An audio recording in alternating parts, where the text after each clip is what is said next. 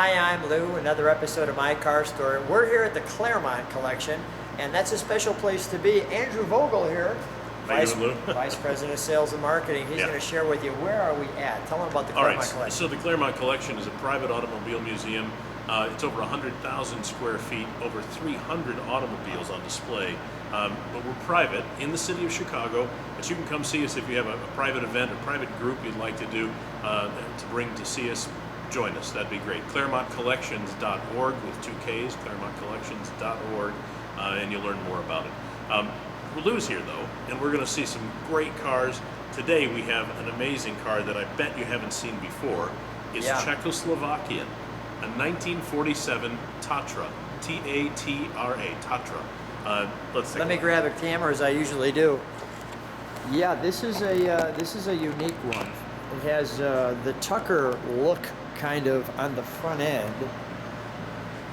Sort of Tucker married to a VW Beetle. Yeah, right. Talk about a unique little blend. And as you walk around this car, you might think, kind of interesting. As you walk around it, it just gets more interesting the more you walk around it. So here we are in 1947. Now this car was really turning heads, and there were people in the day in Czechoslovakia that thought this thing was from another planet. It was just bizarre looking. But under this, what they thought of as in the day as a bizarre shape, was remarkable amounts of technology. This is a car that really broke all the molds. If you think of other cars that were built in the 40s, it resembled none of this. Totally different.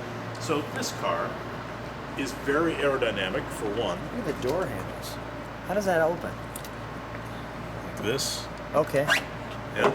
Okay, let's take a look in there. Sure. Go ahead. So you're saying aerodynamic so very in the day. aerodynamic. It's rear-engined, also very unusual for the day. Look at the sunroof on it as well. It is said that this car... Let the camera catch up. There we go. This car was the inspiration to Dr. Ferdinand Porsche, who designed the Volkswagen Beetle. Some, 5 years later, after this car was made? Wow. So not only was the car aerodynamic, it's important to note also that the chassis was built differently than any car had ever been built to this point. It was the first use really, of the unibody platform. Meaning there was no frame rail and a body sitting on a frame. It was every piece of the frame and the floor of the car was integrated into one unit, piece by piece. Yeah, interesting windshield. Yeah, no doubt. You had a flat piece here and 2 kind of side skirts. Here's the look at that from the top. That's a big sunroof, huh? That is a big sunroof. It's got a combination of a luxury car with a sunroof, and we've got some corporal's hats in here or something. What do we have there? Those are actually little memorabilia. Those are Soviet. Okay.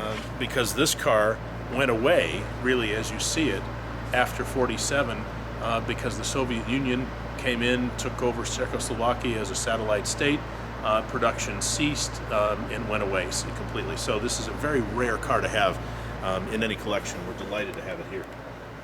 And now I want to show you something interesting because this will make sense. First of all, the floorboards are all metal. You've got this kind of grab onto bar here. And then you have this back window with some venting and this handle here. And I do notice some openings here. Let's take a look at the tail of this car. This is noteworthy. Look at the shape of that. This is actually kind of before the rocket scene as well, when you think about it. Well, sort of just at the beginning, really. At the end of World War II, Germany had invented the rockets, and there was this whole, the jet age was just beginning. But this was done. This car was done the way you see it because it was aerodynamic. It was function over form. It just happened to look like this as well. But the tail actually had function to it. It kept it stable at high speed. And you say, why was that important in 1947? Who cared about high speed?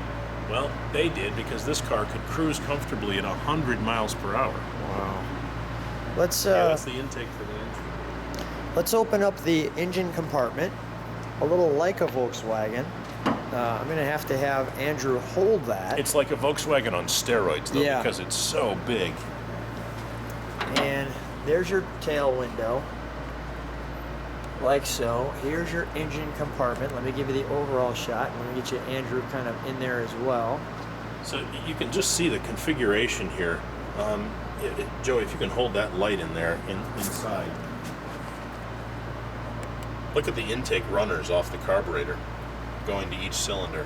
Like It that. looks like an octopus down in there. It's just a wild configuration. So that's that from a distance. And then you've got this outside. And then here's your exterior configuration. And then here's all your body details. Right there. So these cars occasionally make it to auction.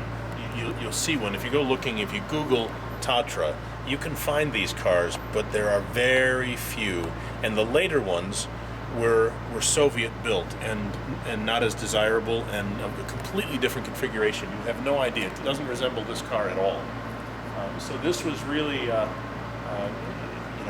very intricate and peculiar design. We'll call it the desirable Tatra. It is the desirable It's Tatra. the desirable for sure. Tatra. Yes. When I have a Tatra, I want to have that cool rear end on my Tatra. That's it. With this big shark fin, for no better term, on the back of it. Andrew, I'm going to actually have you stand by the back of this one because I think that's such a beautiful back Yeah, end. sure.